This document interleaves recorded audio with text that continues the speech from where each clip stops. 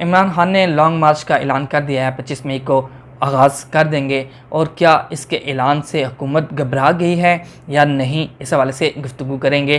तो इमरान खान ने ऐलान कर दिया जी कि 25 तारीख को वो इस्लामाबाद की जानिब आएंगे। यहाँ से शेख रशीद ने भी कह दिया जी कि वो भी कश्मीर हाईवे जो श्रीनगर हाईवे है वहाँ उनका साथ देंगे। तो वो एक बड़ी कोशिश करेंगे हुकूमत को गिराने की। लॉन्ग मार्च की जो तैयारियां थी वो काफ़ी अर्से से चल रही थी। लॉन्ग मार्च का मकसद क्या है? लॉन्ग मार्च का मकसद यही है इमरान खान की जानिब से, पीटीआई की जानिब से, कि या तो इलेक्शन करवाए जाएं या फिर हुकूमत छोड़ी जाए। जब तक हुकूमत इलेक्शन नहीं करवाएगी तब तक ये लॉन्ग मार्च जारी रहेगा।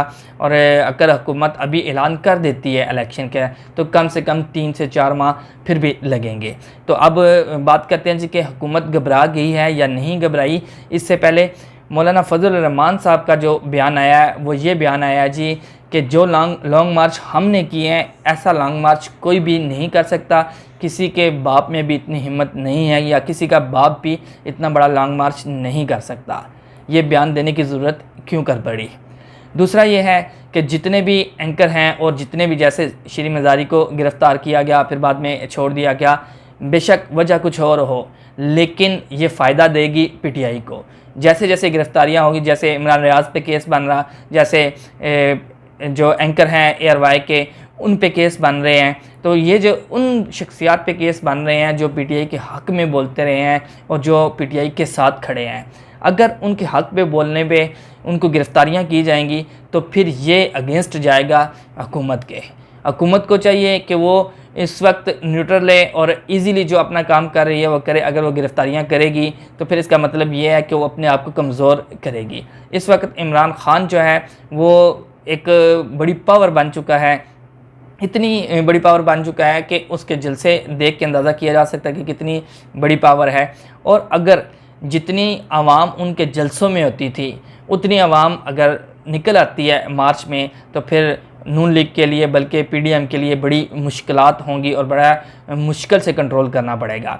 इस लॉन्ग मार्च में जो आर्मी के ख़िलाफ़ भी पीटीआई के जो इमरान खान है सरबराह हैं जो वो आर्मी के ख़िलाफ़ भी बोल रहे हैं, वो अदलिया के ख़िलाफ़ भी बोल रहे हैं, वो इलेक्शन कमीशन के ख़िलाफ़ भी बोल रहे हैं। यानी कि वो पाकिस्तान के अदारों के ख़िलाफ़ बोल रहे हैं लेकिन उनके ख़िलाफ़ कोई एक्शन नहीं हो रहा। दो सूरतें हैं, एक सूरत तो ये है या तो इमरान खान सच बोल रहे हैं इसलिए उनके ख़िलाफ़ कोई एक्शन नहीं हो रहा, या फिर मुल्क में मुल्की हालात को नुकसान नहीं पहुंचाना चाहते, या मुल्की हालात को जो है क्योंकि इस वक्त बड़ी ज़्यादा एक हाइप क्रिएट हो गई है तो कि हंगामा हराई होने का डर है। तो हो सकता है कि हंगामा हराई से बचने के लिए ये हालात जो है नॉर्मल रखने के लिए आर्मी भी और हुकूमत भी कोई बड़ा एक्शन नहीं ले रही। लेकिन ऐसा मुमकिन है कि इमरान खान को भी गिरफ़्तार किया जाए और बाकी जो लीडरान हैं उनको भी गिरफ़्तार किया जाए। और अगर गिरफ़्तार किया गया तो फिर हंगामा ज़्यादा हो सकता है, लेकिन अगर लीडरों को गिरफ़्तार कर लिया गया तो फिर आवाम को कोई भी मैनेज करने वाला नहीं होगा, तो इसलिए मामलात ठंडे पड़ जाएंगे।